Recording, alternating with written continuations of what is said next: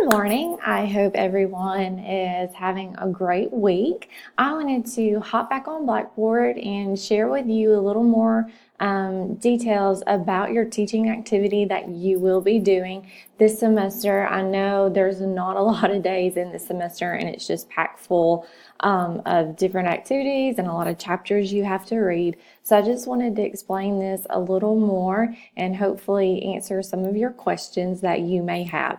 Okay, so on Blackboard, what you want to do is go under the Course Content tab.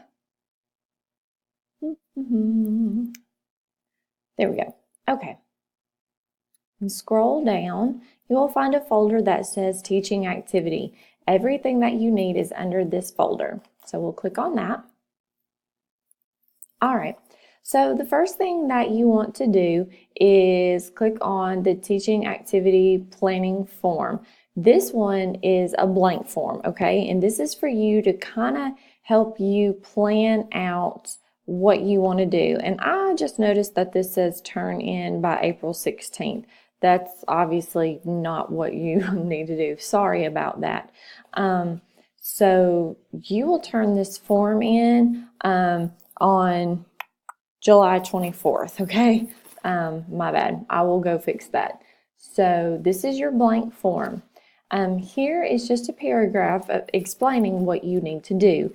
You can do your teaching activity with an individual child, or you can do it with a small group or a whole group. It's totally up to you, okay? This is going to be an activity that is age appropriate.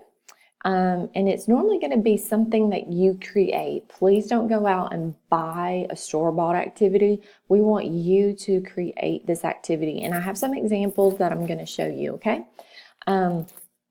We want you to do something that's going to work with their fine or gross motor skills. And it's something that is going to be creative, you know, get the kids excited, okay? And it's going to involve them too. It's not going to require a lot of setup, like once you get there, just something really quick, simple, and easy, okay?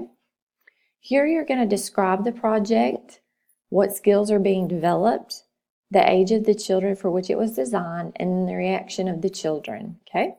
You need to talk with your cooperating teacher about the date for when you're going to do this activity and have them sign off. I highly suggest that you do this. You need to do this. You don't just need to show up one day and be like, hey, I'm teaching an activity. That's probably not going to go over well. All right, this tab, I actually have a form that was filled out by a former student. I've blanked out their name.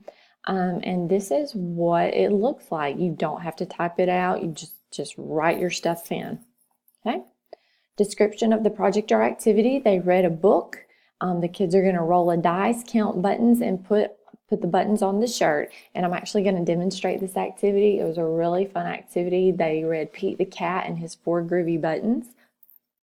The skills being developed were the listening skills, counting skills, and fine motor skills.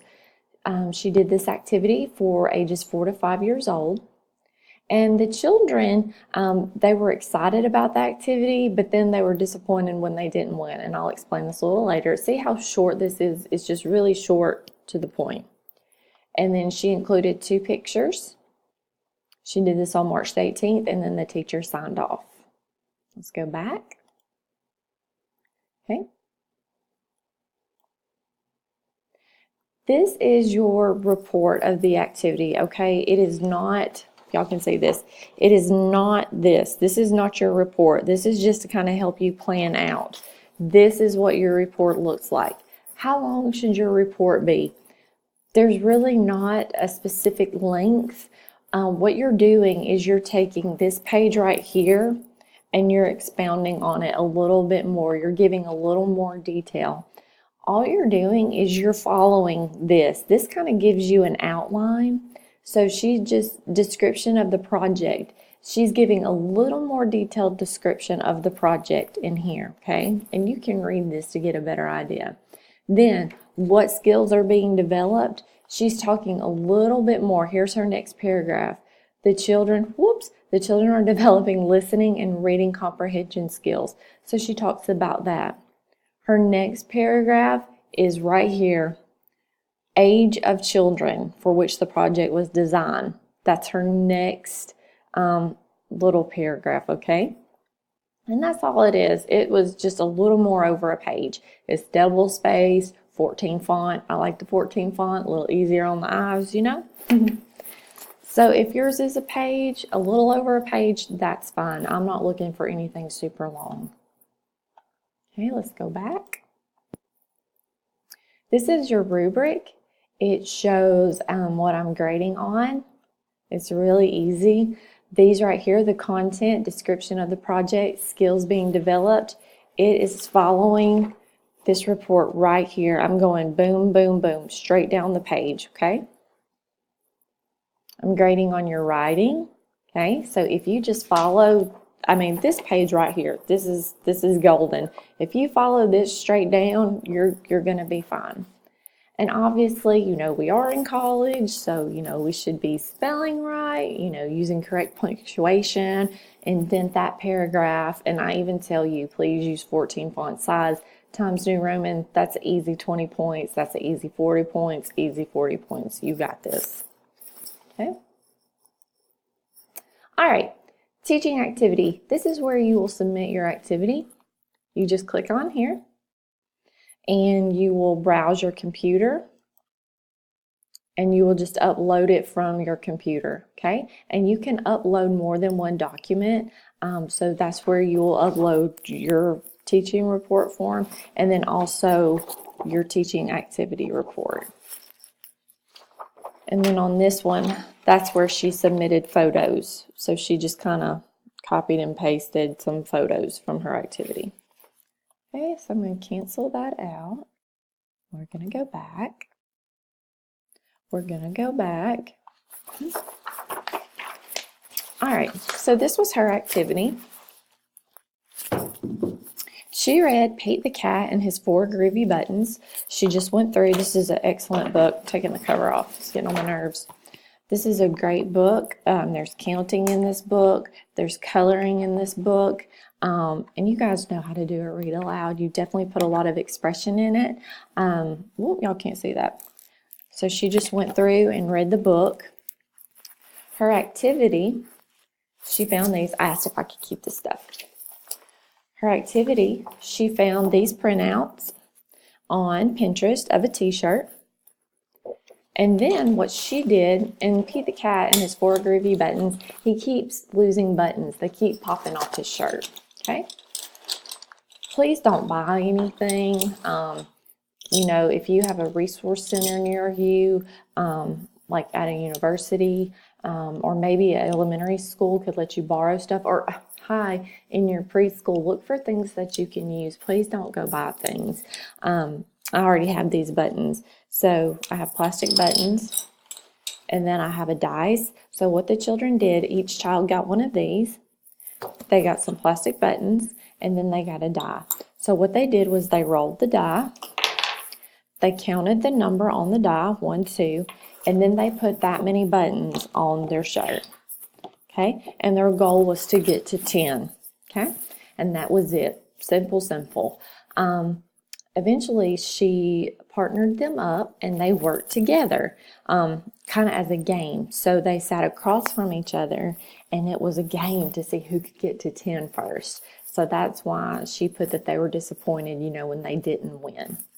Okay. Another activity, I just have pictures of this one. They read the book The Night Before St. Patrick's Day, if you can see this. They read that, and they had some fun shamrock glasses, and they let all the kids try those on, and then they made a shamrock man. So they each got to do their own shamrock man, which was really cute. Then I have another one. This lady, she read Pumpkins by Ken Rollins. I'm not good at this. And she did life cycles of a pumpkin. She made each child one of these, and all of these come off, as you can see. So all of these come off. Let me tear these off right quick. Okay. And then the kids had to do put them back in order according to the life cycle of the pumpkin. So that was pretty cool. So they just started, they started out and put them over here according to the life cycle, and then they just went in order, which I think I just did that backwards, but that's okay. All right, so there's a couple of ideas. You may want to get with your teacher. Maybe they do themes of the week. They might want you to do something according to the theme, or they might just say, hey, whatever you want to do. If you need any help thinking of something, please, please, please call me or email me. Pinterest is awesome. You can find tons of ideas on Pinterest.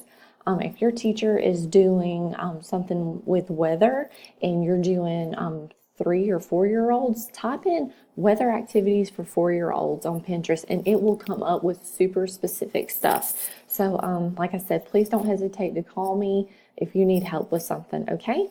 So that's about all. All of this is due on Wednesday, Thursday, I don't know. Anyways, July 24th, but you are more than welcome to turn it in anytime before then, okay? So once again, call me if you need any help, email me if you need any help, and that's all for now. I will see y'all later. Bye.